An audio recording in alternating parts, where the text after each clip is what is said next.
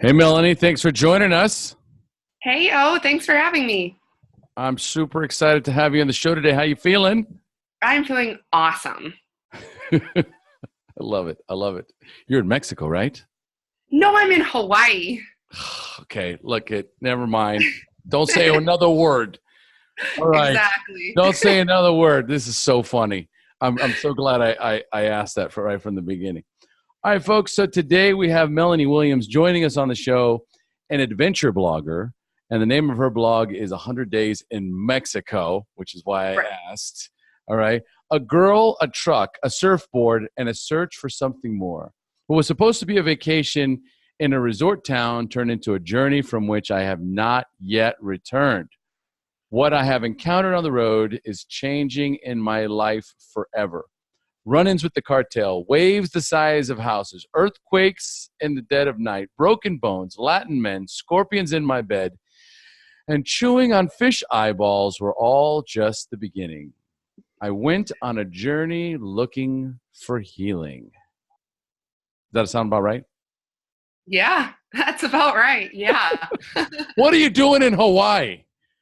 Well, that was just kind of the next phase of the journey. So I have for the last this is my second year that I will spend 3 months in Hawaii. So I'm basically chasing waves and chasing something. So the best season for waves in Mexico is the summer, and the best season for waves in Hawaii is the winter. So I just left Mexico in November, and I will be here in Hawaii until the end of March.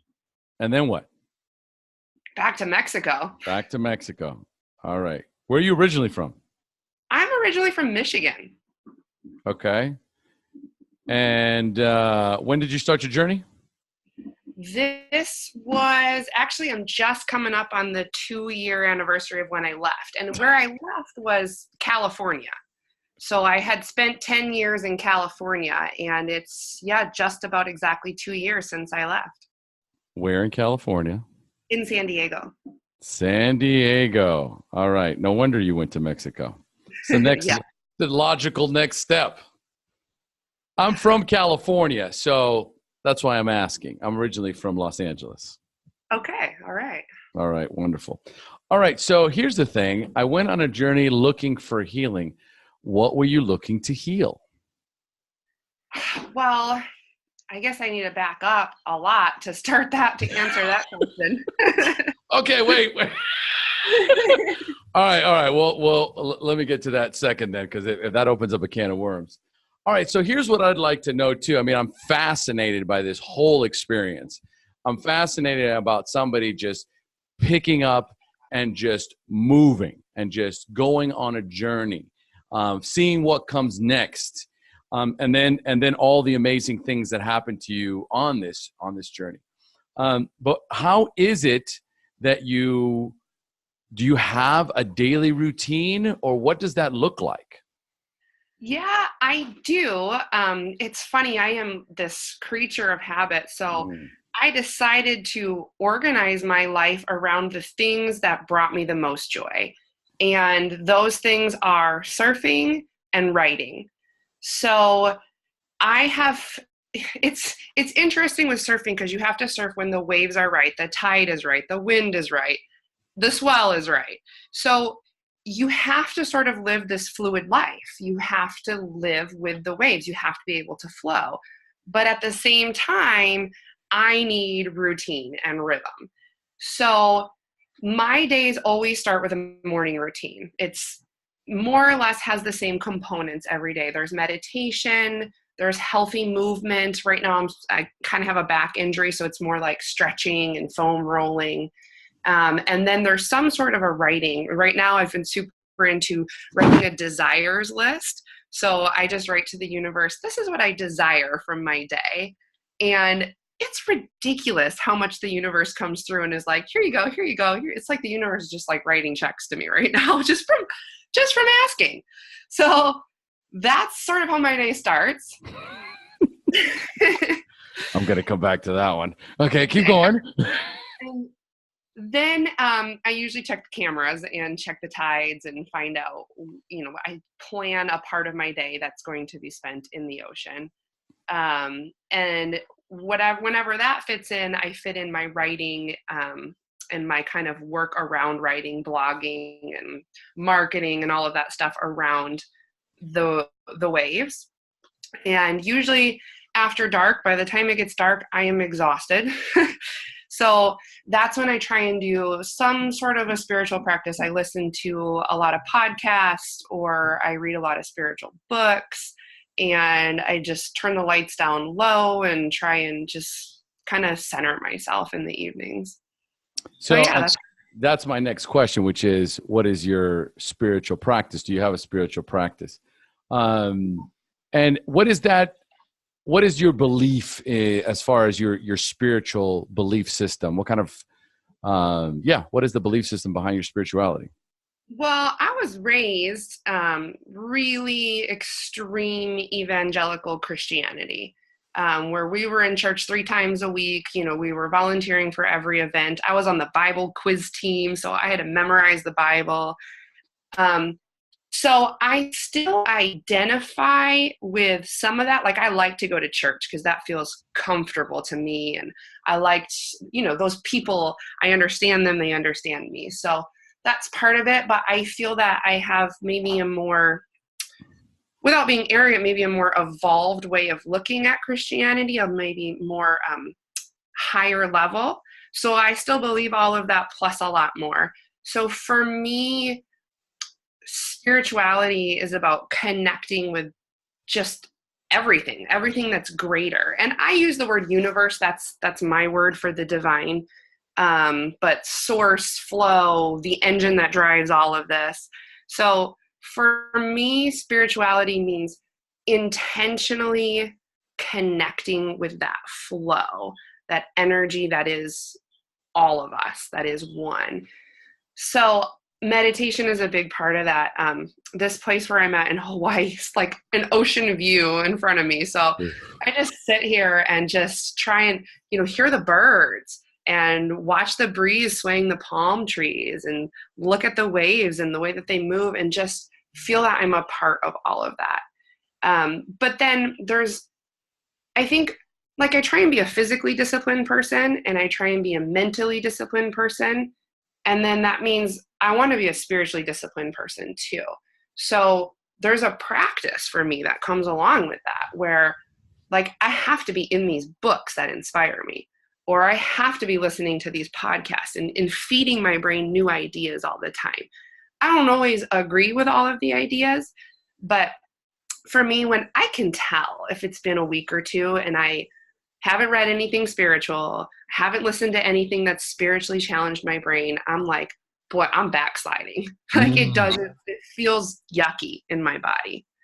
So that's important for me. Yeah. I'm so glad I asked that question then, because that is that is the challenge. That is the challenge for most people when it comes to spirituality, is detaching from the dogma, detaching from the rituals, detaching from religion, all the different attachments that you have to the idea of what spirituality is. And what you just described is exactly my belief system when it comes to spirituality.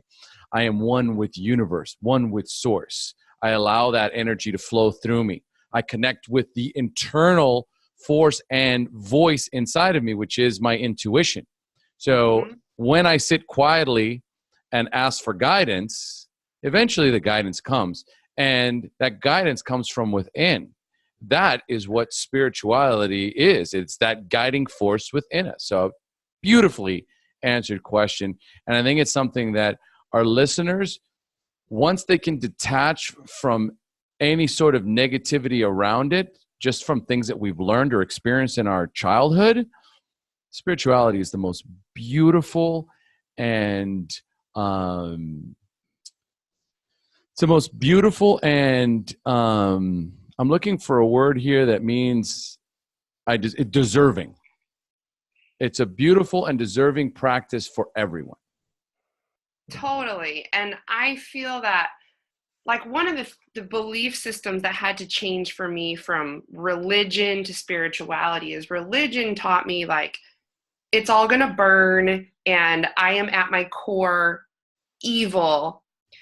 And when I kind of learned to reframe that as I am at my core created to do something amazing, and the universe actually it's been evolving for millions of years to become better.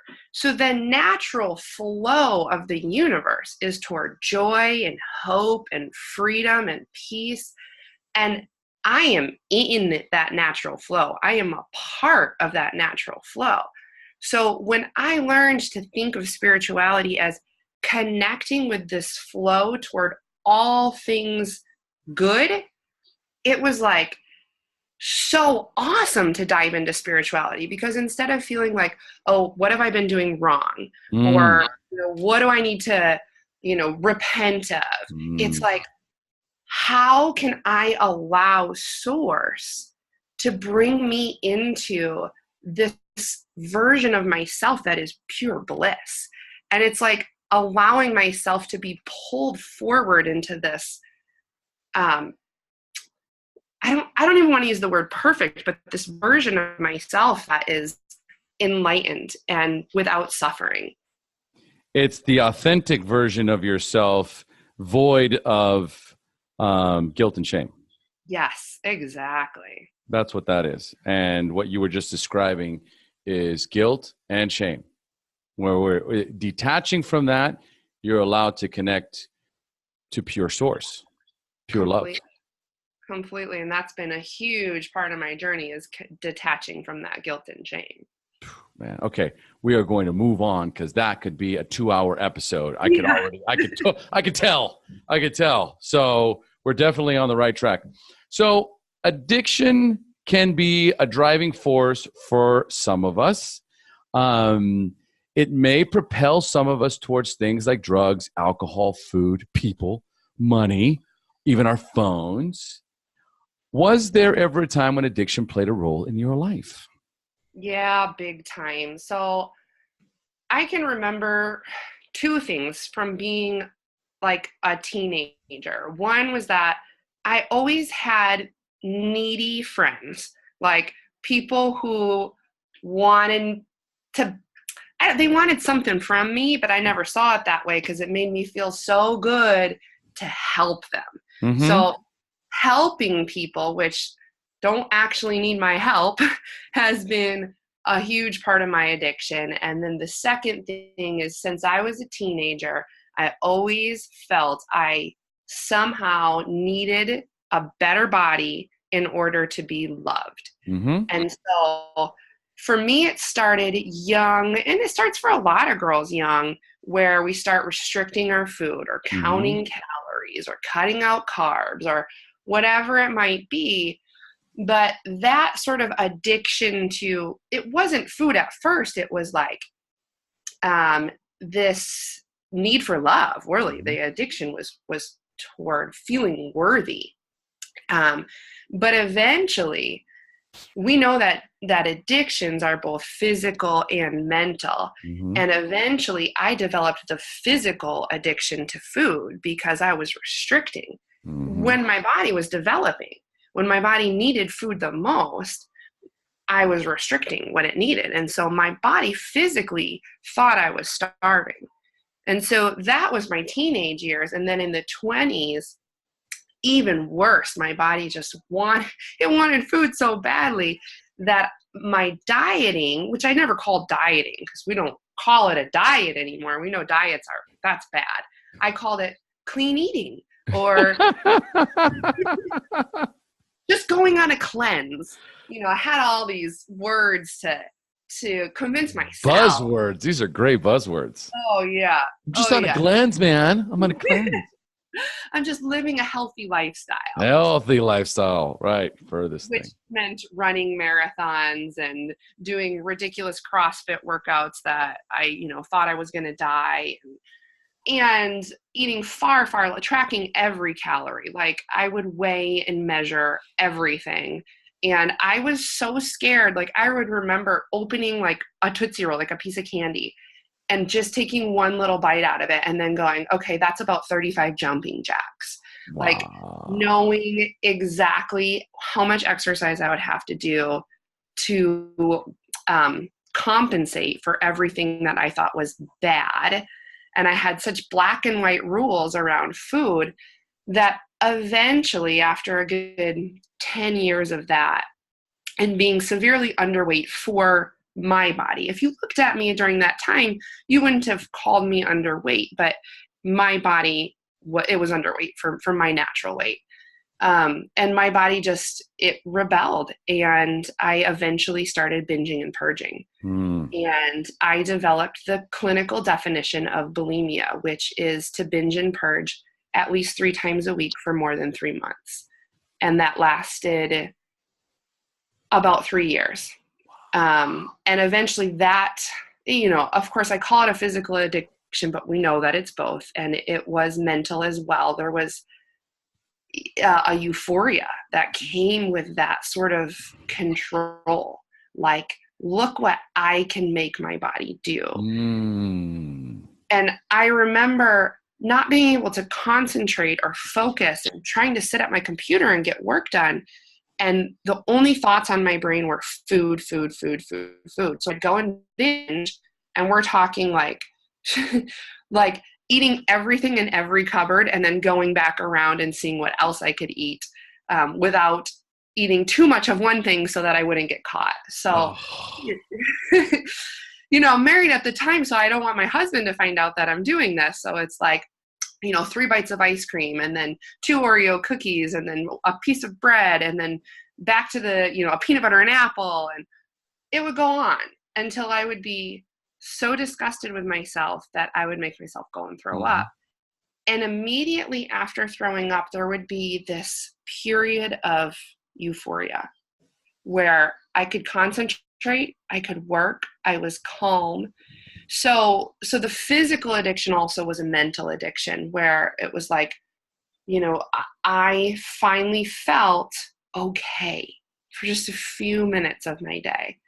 So then that made the binging even more attractive to me, because I could finally calm down once it was over.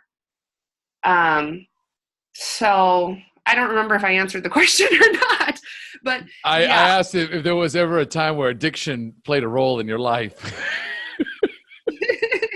I guess you could say yes. The next question is, what, if anything, did that addiction cost you? Oh gosh. Everything. Everything. So, like I said, I was married at the time, and my husband at the time was also an addict. He had 3 years clean and sober when we were first dating. And so as I mentioned, I was also trying to fix him. So through this process of hiding things from him, but also trying to be there for him in his addiction and attending his meetings with him, I was just completely out of control of taking care of myself. And I remember my health just started to go down the tubes. I had Hashimoto's, a thyroid disorder. I had irritable bowel syndrome. I got to a point where there were like 8 foods that I could eat that didn't upset my stomach. And I remember going to all these specialists going, what's wrong with me? Do I have food allergies? And not telling any of them that I'm binging and purging. And eventually there was this moment where I had been to the University of San Diego's hospital, and I had seen 4 different doctors that day. And I had gone to the lab 3 different times for them to jab needles in me and take my blood and run different tests. And then the doctors would come back and they'd go, okay, you have this, this, and this, but we don't know why. And I remember the 4th doctor came in, and she was like a resident. She was younger than me and thinner than me and more beautiful than me. And I'm just like so jealous of her. And she comes in her white lab coat and her high heels, and I'm just sitting on that, that crinkly paper that's on the worst. The you can't get comfortable. It feels like so bad. And she comes in and she looks me in the eye and she goes, Melanie, have you ever had bulimia? Yeah. Wow. I was like, I started crying. Yep. And it was in that moment where I was like, okay, I have been lying to myself. I've been telling myself, like, I'm just trying to live a healthy lifestyle. And there's something physically outside of myself that I need drugs for. There's something wrong with me that I'm looking for a pill to fix this. And when the doctor said that, I was like, I am the cause of my own misery. And that moment was both devastating and filled with hope, because if I caused it, then I could fix it. Mm-hmm. Absolutely. So I was forced to take responsibility in that moment. And it also made me look at my marriage, which at the time my husband was relapsing, and going, if I didn't cause it, I can't fix it. And looking at his issues and how I didn't cause what was going on with him, and I was thinking that I was the solution. So to kind of like, that moment was so pivotal for me to go, okay, here's what's within my realm of control and here's what's not. And then what am I going to do about it from there? Dude, that is just wild. And just to think that, we have these wonderful opportunities for growth. And, coming from that idea of spirituality, it may not seem that way at the time, but while I'm sitting in that doctor's office on that crinkly paper, not knowing, what is happening or, what's going to happen next. And just to be asked that question point blank, and I've got to look at myself in 2.3 seconds. I've got to completely do a body scan, right? Yeah. And just say and go, wow, I have been lying to myself for all these years. What a beautiful gift. Yeah, it totally was. I mean, I wanted to keep lying in that moment, but it was so overwhelming. And this is one of the things that's been huge for me, is listening to my body. But my body just screamed the answer to that doctor, because I started crying. There was no more lying. It was like those tears were going to answer for me whether I wanted to lie or not. And sometimes the body speaks really subtly, and it just speaks to me. It's this little like tinge in the pit of my stomach, like, tell the truth, tell the truth. And other times the body is screaming, it's exploding in tears. And it's like, okay, well, I guess I have no other option but to listen to my body. And that's what got me into that doctor's office in the first place, was not listening to my body. Yes. For not listening to the subtle things like, oh, maybe you should eat right now. Like, I read this on someone's Instagram post or something, but I follow all these like non-diet advocates now. And the one girl said, would you ever have to pee and think to yourself, I shouldn't have to pee right now? That doesn't make any sense. I'm not going to let myself pee right now because I don't deserve to. I haven't drank enough water to need to pee. Like, that makes no sense. But that's what I was doing to my hunger. Like, I shouldn't have to eat right now. I shouldn't be hungry right now. I'm not going to let myself eat right now. And just totally ignoring what our really intelligent body wants to say to us. So that's been like this huge, huge part of my recovery, is listening to those subtle body cues. And they're not subtle when you actually slow down. That's where all the disease comes from. I am mentally in a state of dis-ease. And when mentally I'm in that state, the body and the mind start working together behind the scenes, doing their utmost to avoid the frontal cortex as much as possible. The frontal cortex obviously isn't listening, so we're going to take charge here. I'm going to shut you down one way or another. You're going to listen. And so, yeah, you're absolutely right. So this is a perfect segue to where I asked you in the beginning, and I said, we'll get back to that later. And you said, well, let me start from the beginning. I went on a journey looking for healing. What was that healing about? Yeah, it was a mind, body, soul healing. I mean, I decided in that moment at the doctor that I no longer was going to binge and purge, but the purging was easy enough to stop. I shouldn't say easy, but that was within the realm of control that I had at the time. I could say, okay, I'm not going to stick my finger down my throat and make myself throw up. The binging was a lot harder to stop because my body needed to be fed. But I was so unwilling to gain weight because I was already at a healthy BMI and I was a fitness professional at the time. And I owned a small business. And I was killing myself to try and make it work. So I was working around the clock. Probably doing 70 to 80-hour weeks. Jesus. I was physically exhausted, mentally exhausted, broke because I had to move out with my husband at the time. I decided to separate from him because of his addiction. So he had been paying the bills since I had just started a small business a couple of years before that. So I'm broke. I'm physically exhausted. I'm binging. I'm physically unhealthy, mentally unhealthy, financially unhealthy, and completely and utterly depressed.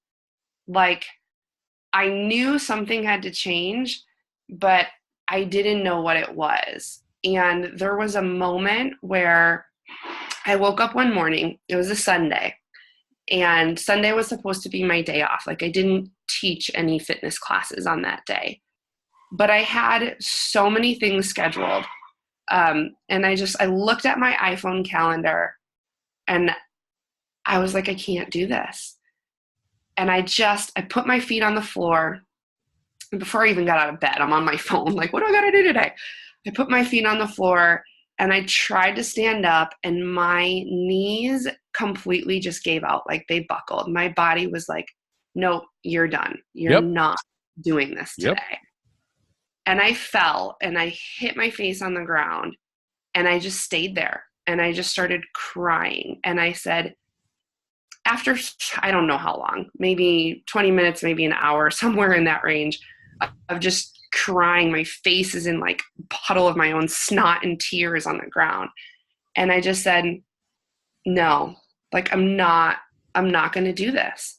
I'm not going to do this job. I'm not going to do this marriage. I'm not going to do this life. Like, this all has to change. Because I needed to get healthy. And I didn't know what that would look like, but I knew that if I was going to continue doing what I was doing, that life was going to kill me, because in that moment I was suicidal. And I wasn't suicidal enough to go, okay, how am I going to do this? When am I going to do it? But I wanted to be dead. And I guess this is just what you call like grace, that it didn't get worse. And I had like this sliver of hope in that moment where I knew, okay, Melanie, you're going to change everything. I don't know how, but you're going to change everything. So really, I knew the number one thing that I had to heal was my relationship with food and my body.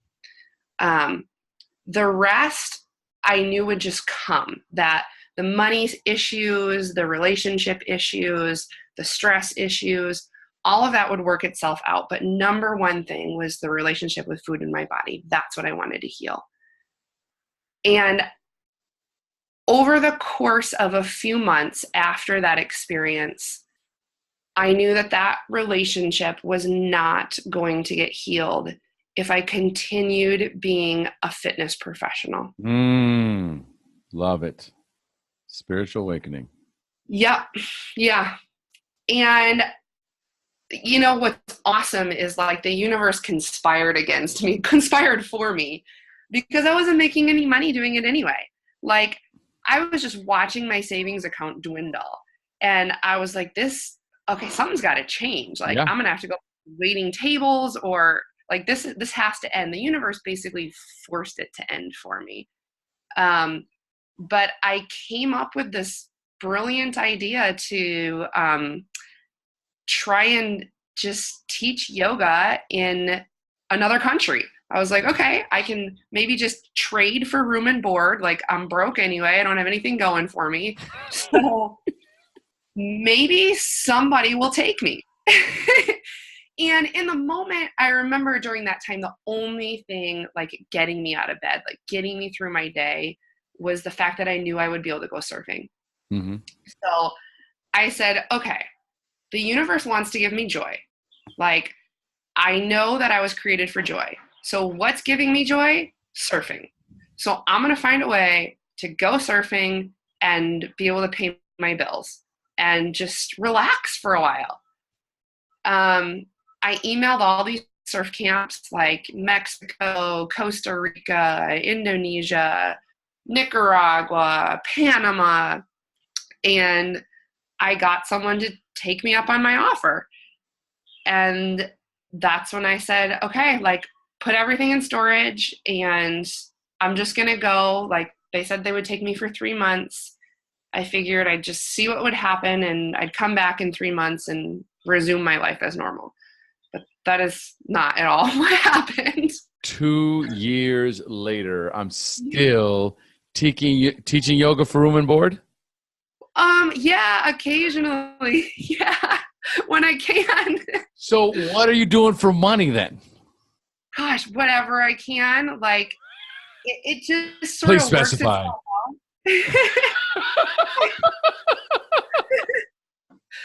I pretty much just like live on nothing. I mean, Mexico is so cheap. Dirt cheap. But you're in Hawaii. Nothing in Hawaii is dirt cheap. Yeah, I got really lucky. Lucky, I don't know. I told the universe that I just wanted to keep following the waves. Uh-huh. So I came to Hawaii. I ended up doing like this cat sitting thing. So I'm like watching somebody's house and their cat while they're gone. What about the plane ticket? How'd you get money for the plane ticket? Yeah, so I just sort of taught yoga and worked at a spa and did massage, and like there was enough. Okay, all right. See, there was enough. Vital details, Melanie, because there's people listening. There's going to be people listening to this episode, and they're going, "How do you do that? Maybe I'll do that, right?" Yeah. So when I first left to go to Mexico, I was wrapping up a yoga festival. So I put on this yoga festival with a business partner, and that put like a small chunk of change in my pocket, like enough to finance me for maybe 6 months of travel in Mexico, which is not a lot of money when you're like, I lived in a van, I slept in hammocks, I slept on my surfboard bag on the beach. So I just did what it took. And then I started to get nervous about money while I was in Mexico. So at one point, I found this like palapa on the beach, and I found the guy who owned it. And I was like, hey, do you mind if I try teaching a yoga class in this empty palapa? He's like, yeah, sure, no problem. So I would be like surfing in the morning, and I'd paddle around and tell everybody, hey, I'm going to teach a yoga class this afternoon. And then I would go and like sit at the palapa, and people showed up, like a lot of people, like 6 the first day, 8 the second day, 15 the third day. And I just told them, like, donate whatever you want. And I was making more money already, like, than I was making in San Diego as a yoga teacher from teaching this one class. Yeah. And then I got, like, kind of bored of surfing in that spot. It was, like, pretty mellow waves, and I wanted a bigger challenge. And I was like, okay, I know that the reason I'm here is to follow my desire. Like, I believe my desire is good. So this was a whole part of like listening to my body, is like believing that desire is good. And I was like, I gotta try something else. Like, I want to see more of Mexico. And the place where I was renting, they were allowing me, this is another thing I did. They allowed me to work in their restaurant to pay my rent. So I'm like not even speaking Spanish, and they're allowing me to be a server in their restaurant. It was a disaster. So after a few weeks, they were like, this isn't working out anymore. I basically got fired. Yeah. And it was great because I had this like secure yoga class that I was teaching, making money, but yet I wanted to leave and see more. And then the universe like ripped my housing out from under me. So I got in my car and I started driving to find the next thing.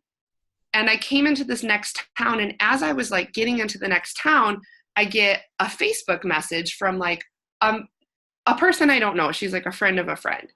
She's like, hey, there's this town. It's not far from where you've been in Mexico. There's a yoga resort spa there. And I work there, but I'm leaving for a couple weeks. Do you think you could sub for me? So I'm like, wait, this is where I just showed up. Oh, yeah. So like, I'm literally like 2 miles from the place where she's writing me this message from.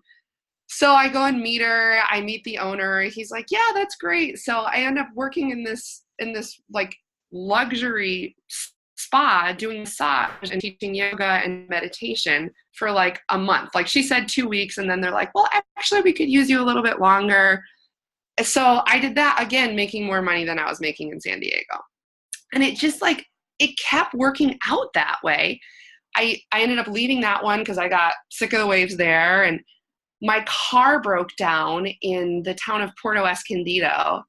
And I was really bummed to be broken down there because the waves, like Puerto Escondido is known as like the world's heaviest beach break.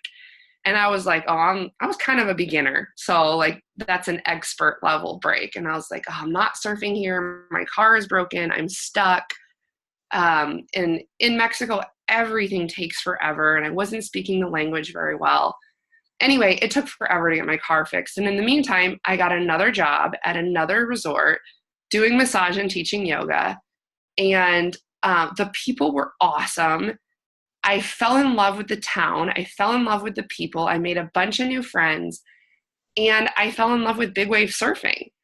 I like somehow this whole like building my confidence and learning to trust myself and trust my desires, it made me face a lot of fears. And it got me out into some pretty challenging waves where I had to sit there and like look myself in the face and go, okay, what are you really capable of? Like what? And I wanted to find out. So I ended up in Porto, staying there, teaching yoga and doing massage for about another 6 months before I left. The swell dropped and I made it to Hawaii. Dude, this is phenomenal. And I'm probably going to ask you some more questions because I want to know about a couple of other things. But, you know, as a coach, I hear stories all day from people who say, I can't do this because, or once I achieve this, I'll be happy. They learn and pick up patterns from role models in their life, not realizing that they are now in charge of their own story. What is the story that you used to tell yourself, your biggest limiting beliefs, and what is it that you believe now? I think the biggest limiting belief that I used to tell myself is that I needed to achieve something more. I needed to accomplish something. I needed to produce something. There was somewhere outside of myself that I needed to get to. And when I started to believe that I was already enough, that there was, of course, more for me to achieve and produce and accomplish and become. Yes. But if I never got there, that was just fine. That in this moment, I am enough and I have always been enough. That changed the way that I related to time, like I didn't have to fit so much into my day. I could actually enjoy the different parts of my day because there was nowhere to get to. Mexico was huge for reshaping that belief because La Hora Mexicana, which is the Mexican hour, like it's so slow. It's ridiculously slow. Tranquilo. Yeah, exactly. So I had to really slow down and say, okay, in this moment that like I've already been waiting 3 hours on this curb for the mechanic to show up, like I am enough and there's nothing to accomplish right now. Then that changed the way that I related to money, because it was like, well, actually, if there's enough time, there's enough money.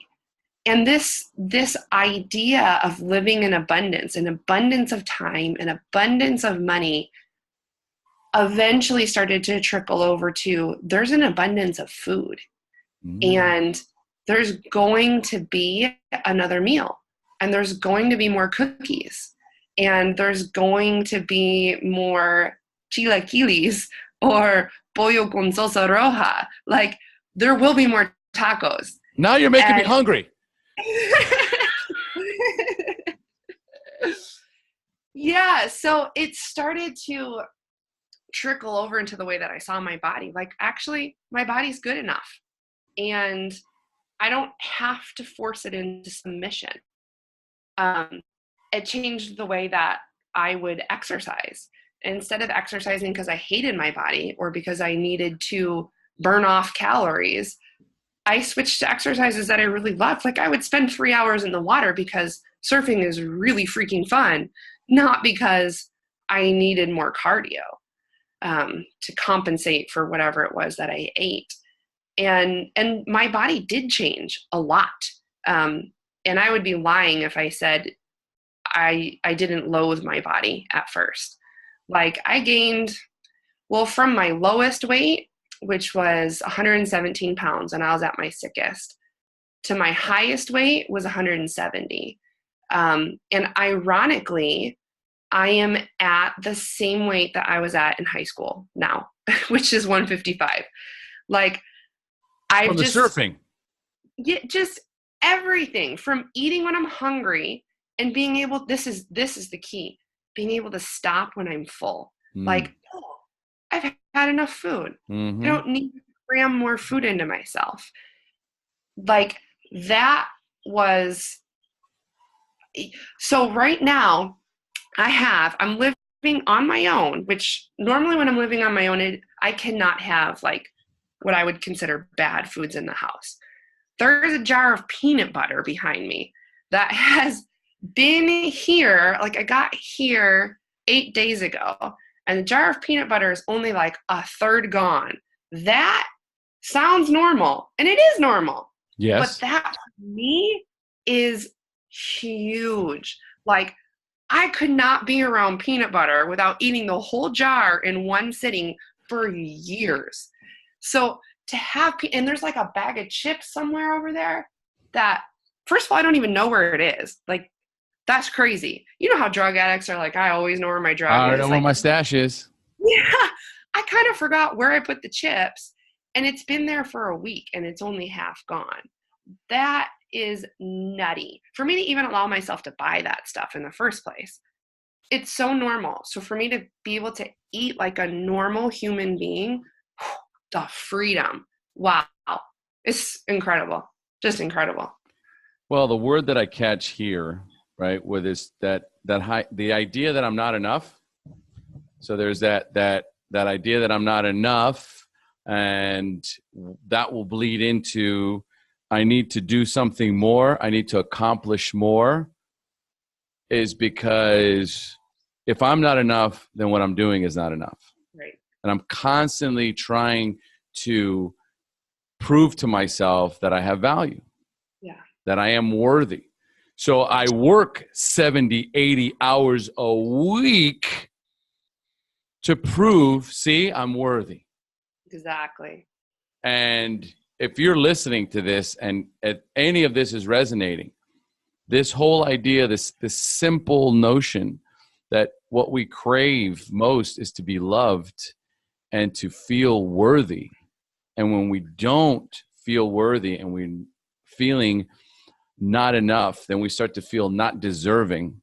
So we will do things subconsciously to punish ourselves, to overwork, over challenge, as a way of penance, as a way of earning, as a way of justifying my own existence. It's just exhausting and very dangerous if not caught in time, because what we will do is we will soothe. For us that are alcoholics and drug addicts, those overwhelming feelings of not enough, we will soothe them with alcohol and drugs, and or with tons and tons and tons of peanut butter. Right? Yep. Now, did you have some jelly that went along with that, or was it just straight peanut butter? Okay, so sometimes I make the weirdest food combinations, like peanut butter and rice. Like, that's a total eating disorder behaviors. Yeah, no, I know. Oh, what the fuck? I'm sorry, I gotta drop that one in there. Peanut butter and rice. Seriously. I know. What's the mindset behind that combination? I don't even know, like, it's there. It's that, like, there's not enough mentality. It's like, oh my gosh, I have to get this food into me. And like, just straight up peanut butter, I think, is sometimes it's almost difficult to eat that much of it. Like, I think probably it's sticky, and you know what I mean? I'm kind of like, yes. So you think it's actually like a deterrent. I'm just going to eat the peanut butter because I couldn't possibly eat that much of it. Maybe. Yeah, probably. No, it's weird. Like, the weird combinations, and like a lot of eating disorder people will tell you this too, that we would try to come up with something like healthy to replicate something that we thought was bad. And I'm using finger quotes. People can't see that because I don't like these words, healthy and unhealthy, or good food and bad food. But like, we'll try and like replicate something. I don't even know what that's replicating, but yeah, like, just weirdness because there's nothing else in the house, I guess. Yeah, I totally, well, I get it just from the addict point of view. It's, you become the mad scientist. Yep. Right? So what can I mix over here? Because what I'm trying to do is, it's not that the eating that I'm trying to do, is I am trying to feel something. Yes. And every time I change the flavor or the combination, it registers in my brain differently. It's going to make me feel different. Totally. It's the same thing. So I'd love to know more about, because we were talking about these, at the beginning I was reading and I was cracking up. Run-ins with the cartel. And what was the other one I thought was really funny? The run-ins with the cartel and the night. Oh, there it is. Earthquakes in the dead of night, broken bones. So tell us a little bit about the cartel and the broken bones. Those might correlate. Okay. So I had a couple of run-ins with the cartel. The first one was, so the thing is, I didn't plan to just drive around Mexico by myself. Like, I had this resort gig lined up. I was supposed to go work at this resort. But when I got there, it turned out like the waves were terrible, and it was more of like a retirement community. And I was in this like process of learning to listen to my desires. And like, I was on a surf trip, and I got there and there were terrible waves. And I felt this overwhelming guilt, like, oh my gosh, I committed to this place. But at the same time, I'm like, no, I need to listen to my desires. So I basically left as soon as I arrived. And then I was like, well, now what? So I then had this solo road trip in front of me that I was not planning on. And a friend, this girl I met, she gave me a puppy. Like, there's 1 million dogs to adopt in Mexico. So she gave me a puppy. So I'm driving. It's like my first day of solo driving in Mexico. And I see up ahead of me a roadblock. There's like a tree across the road and a big jacked up truck. and there's like a couple of guys are far away. So I'm like, oh shoot, like this doesn't look good. So I made an immediate right-hand turn and just went down to the beach and hung out for a while, hoping that the roadblock would be gone. But if I turned around, I was like going back to everything I already knew. And I'm like, I want an adventure. I want to keep going deeper. So I went back to the road and the tree was still there. And I started just kind of like driving slowly toward it. And these two guys in ski masks came running toward me. And my windows were down, so I'm like rolling up the windows, but they're not going up fast enough. And the guys got to me, and the one guy has an assault rifle, and he like sticks it in the window of my truck, like to stop it from going up. I'm just freaking out. I'm like, oh my God, oh my God, oh my God, oh my God. And he's like telling me in Spanish, like, put the window down, open the door. And I'm pretending like I don't understand. And eventually he's like yanking on the door handle. So I'm like, okay. I put the window down. He puts his head in the truck and he reaches across me and he tries to grab my phone.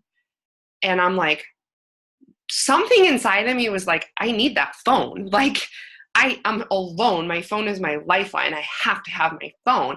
And I just did this like karate block.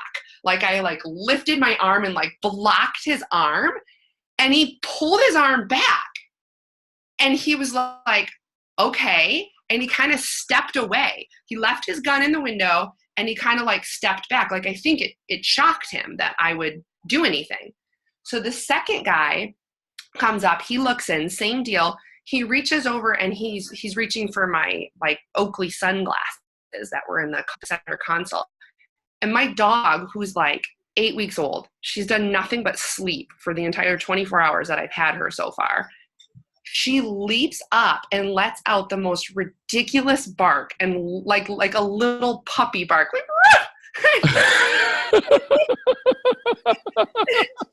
lunges at his hand and he pulls his hand away. And the two guys like look at each other and they both start cracking up.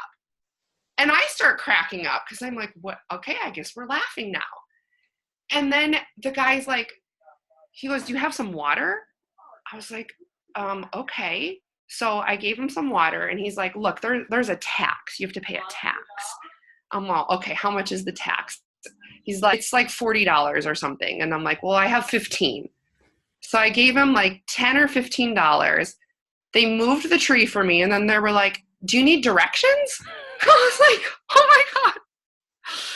So I told them, no, I'm good. And they're like, okay, have a nice day. And that was the end of that one. So total like universe, God, I don't know what you want to call it, but that could have been a lot worse. Well, the thing is, in these, I live in Costa Rica.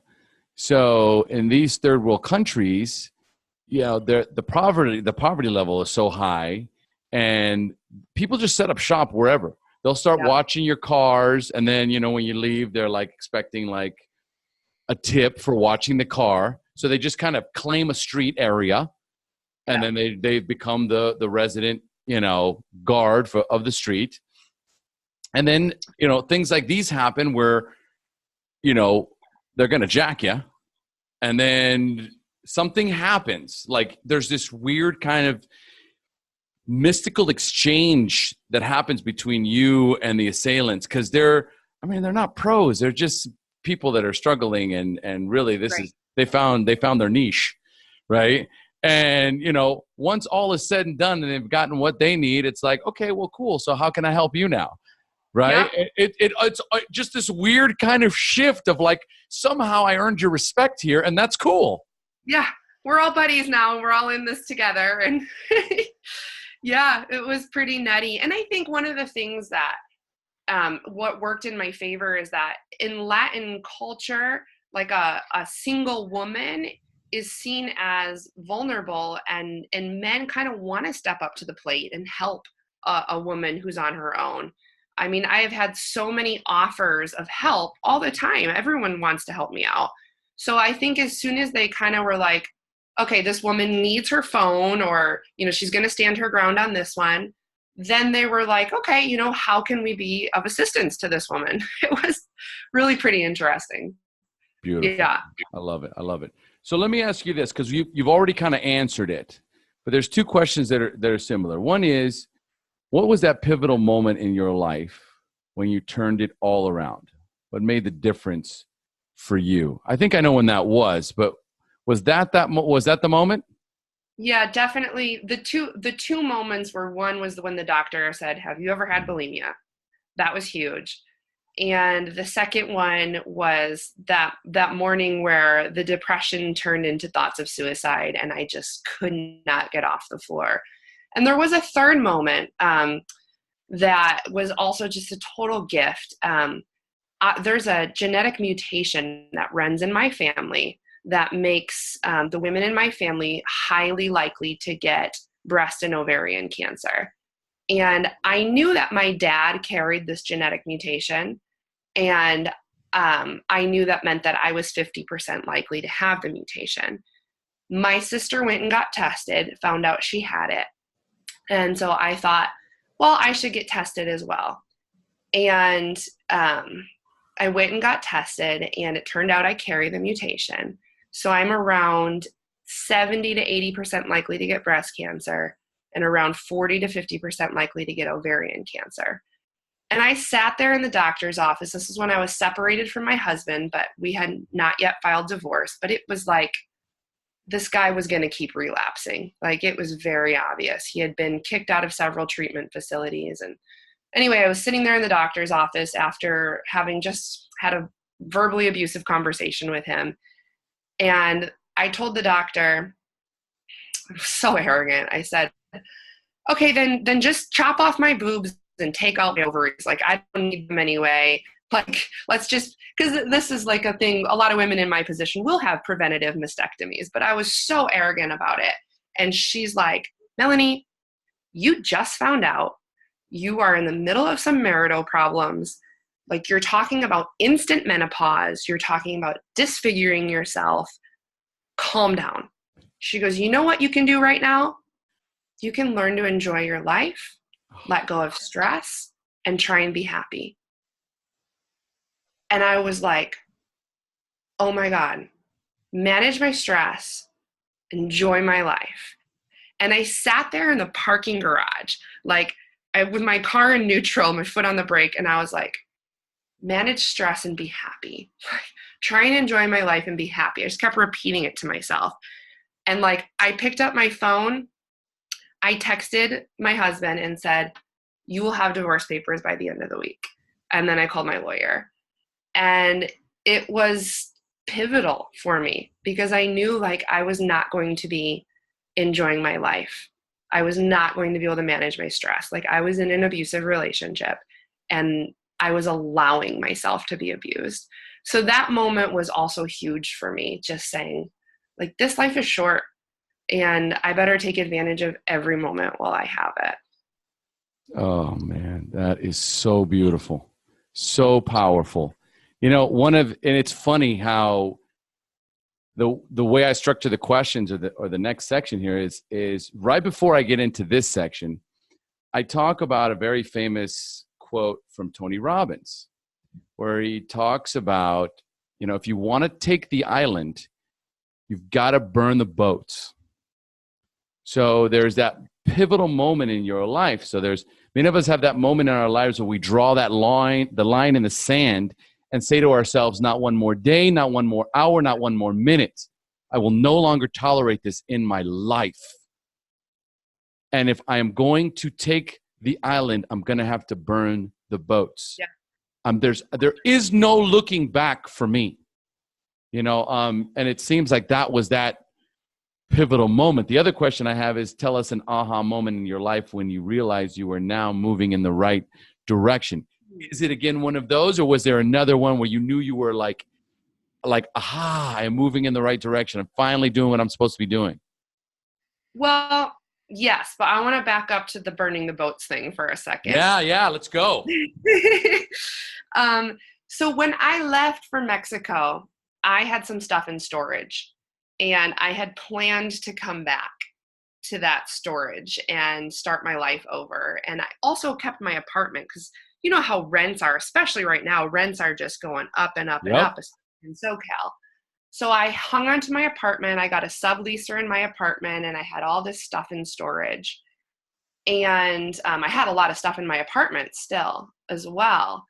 And I was on this island in Mexico and I had been like sleeping in a hammock for about a week, and like there was no running water on the island, just surfing these epic waves and drinking coconuts and eating fresh fish and very little cell phone service. But I ended up getting a text from my subleaser saying that there was like a gas leak.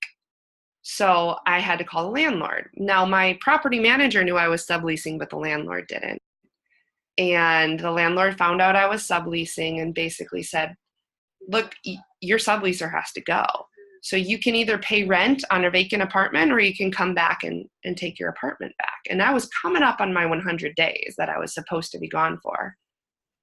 And I was just like, nope, not going back. Not going back. And I literally like wrote the email that burned the boats. I said, whatever is in that apartment, you can have it. Like all my furniture, all my kitchen items, you know, my $500 blender or whatever, all, you know, this stuff Vitamix? that I was, yeah. Oh, I got rid of the how do you get rid of the Vitamix? Okay, sorry.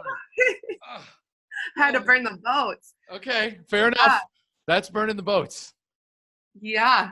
Yep. So what I found out actually happened was they left the door to the alley open and they let the homeless people come in and take everything. So yeah, that's where all of my stuff ended up, was with the homeless. Very purposeful. And yeah, I was like, I'm not going back. So yeah, that was definitely a burning the boats moment, where I just said, this is what it's going to be. And then a moment where I realized, like an aha moment where I was like, this is what I'm meant to be doing. One of the days that I was sitting there feeling sorry for myself in Puerto Escondido when my car had broken and the waves were too big, I saw this woman catch like a 40-foot wave, like massive, scary, could kill you. And when I saw her and I realized it was a female, I was like, every excuse that I ever had for being small was ripped away from me. Like, you're a female, or you've had this problem in your life, or you were raised this way, or whatever. I was like, oh, girls can do that? Like, oh, heck yeah. Sign me up. And I kind of I just got obsessed with big wave surfing at that point. And I went back to Mexico, so that was 2 summers ago. And then I spent a winter in Hawaii and went back to Mexico. And so this summer, there was a moment where I was surfing, and I've been working my ass off to surf better. Like, it is my heartbeat, and putting in so much time and taking so many beatings and almost dying so many times. Like, that's where the broken bones thing comes in, and torn MCL, and on and on and on. And I'm surfing and I look in the lineup next to me, and there she is, like the same woman that I saw almost exactly a year ago catch that wave. And now I'm surfing with her. And this set comes, like a big set, bigger than I really wanted. And she screams at me, "Go, go." And I'm like, shit, now I gotta go. And I went and I caught the wave, and it barreled. And if you've ever talked to a surfer, like, getting barreled is the best feeling. Like, besides orgasm, you got barrels and orgasm, and like, that is the best. So, and then it got caught on video, and I got the video a few hours afterwards, and there I am, like, inside this barrel with the most giant smile on my face, just going, like, I'm looking at that going, you know, progress happens in really small increments, like such small increments that you don't even know that it's happening. And then one day you look up and you are in the barrel of your life. Like, that's when you know I'm doing something right. Like, this is all going somewhere.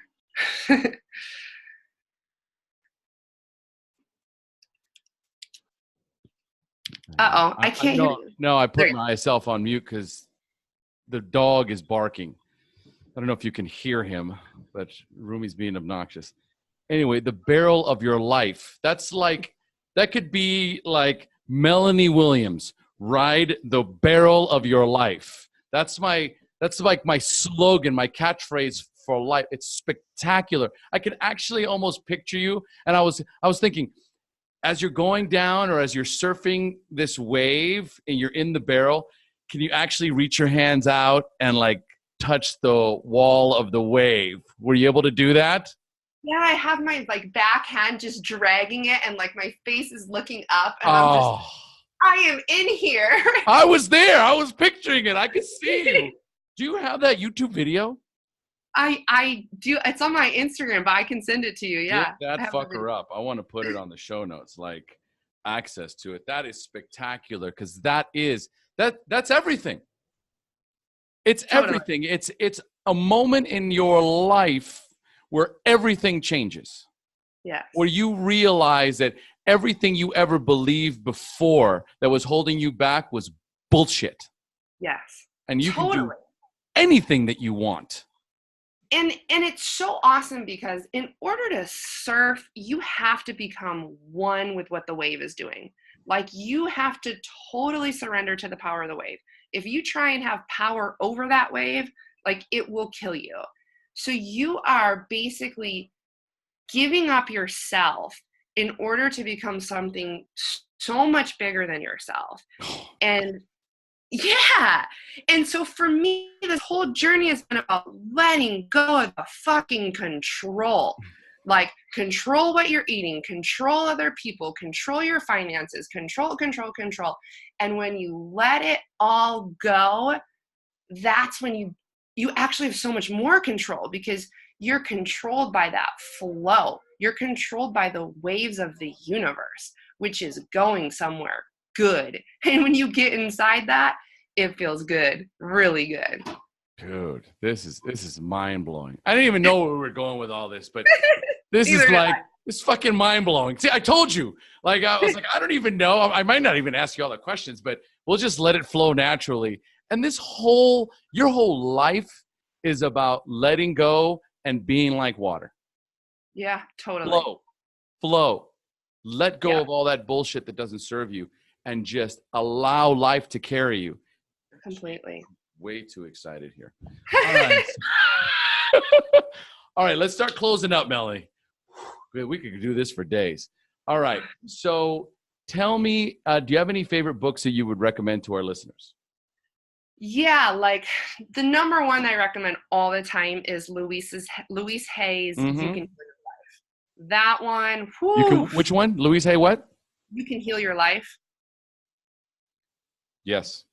Take your own personal responsibility and like man up and don't put your faith in the pills. You can do it yourself.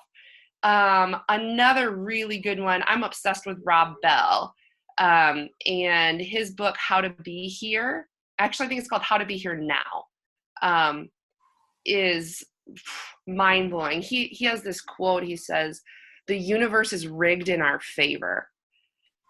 I love it. And it is. It actually is. Every single one of those adversities that you were facing, all the struggle, all the pain, all the hardship, was your body and the universe going, you're going the wrong way. You're still going the wrong way. Totally. Yep. That's all it was. So Rob Bell, what's the name of the book? How to Be Here Now. Okay. Here now. Love it. Okay. What would you say is your personal formula or blueprint for success? Follow your desires. Another thing Rob Bell says is the engine is joy. Like, we are supposed to be filled with joy. Like, we were created for joy. And so when I'm doing something that is not bringing me joy, that is the wrong thing to do. And of course that takes a mature perspective, because sometimes you do something for the long-term joy. There's times when I'm cleaning my house because I know it's going to feel good afterwards. I don't necessarily enjoy it at the time, but follow your joy, follow your bliss. And like, for me, that has been life-changing. Love it. Love it. Okay. And what are your most powerful I am statements? 3 most. Okay. I am enough. Number 1, I am enough. And then I qualify that because I do these things. I say these things. I use these mantras. But I am thin enough. Even when I'm not a thin person anymore, but I am thin enough. Like, I don't need to be thin. I'm thin enough. So I use that one a lot. I am a good enough surfer because this disease morphs, so now, instead of like, how good can I look? Or am I worthy enough because my body is good enough? Am I a good enough surfer? Like, did I get a good enough photo on that wave? Or whatever. Like, it totally is still there. It doesn't go away. It just changes. And it becomes more manageable and more hilarious. Because you're like, oh, seriously, I'm really doing this again. But I'm a good enough surfer. And I would say, you can apply that to whatever your job or your passion is. Like, I'm a good enough writer. I'm a good enough yoga teacher. Like, it's enough. It really is enough already. So yeah, that would be my top. I am beautiful. I am enough. I am a surfer. Yeah. I love it. I love it. All right. So what is the best advice you have ever received? I think there's a quote, and I'm not going to say it quite right, but it's in that Louise Hay book, The One You Can Heal Your Life. And she basically says that you have always made the best decision you can make in the moment you made it, with the amount of enlightenment and understanding that you have had at that time. So the advice behind that is really, don't beat yourself up. You're just doing the best you can.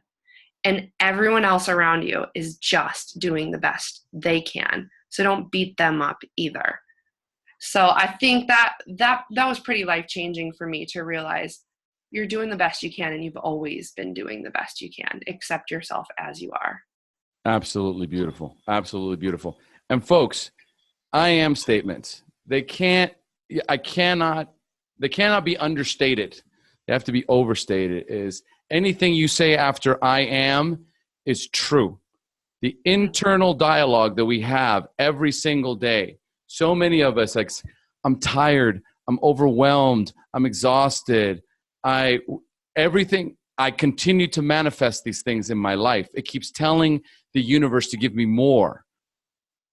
And when I recognize that really it takes the same amount of energy to say, I am ready to take a break. I am excited about going to work. I am happy. I am confident. I am going to choose something different. Instead of I hate my job, I'm going to look for something different. There's everything that you say after I am will manifest itself. So choose your words carefully. And take it from someone who is literally for 2 years, just allowing the universe to provide for her. It's exactly what she's doing. She believes in it because it's true. Right, Melanie? It's so true. All right. One last question. What is one parting piece of wisdom you would like to share with our listeners? Relax. Yeah. I mean, that's been just the theme of all of this, like, relax into it, and don't take yourself so seriously. Don't take your life so seriously. Don't take your finances so seriously. Like, you know what? There's still food on the table. There's still a roof over your head. Relax and enjoy what life has to offer you. That's the only way you're going to move into all that you're supposed to be, is to just let that tension go. So yeah, relax. That's exactly how we're going to close. That's beautiful. Melanie, thanks so much for joining us. Thank you so much for having me. Oh, that was so fun. That was spectacular. That was so much fun. I absolutely love your story. For some people in their values, typically when I am helping people readjust their values and prioritize them, right? Adventure is usually in there, freedom and adventure. Yet we just haven't quite cracked that walnut, right? That allows us to actually live a literal adventure. Eat, pray, love. Totally. All right. I love it. Thank you so much for joining us. We've now reached the end of our show. And as we say here in Costa Rica, Melanie, pura vida. Give us a pura vida. Pura vida. It's perfect.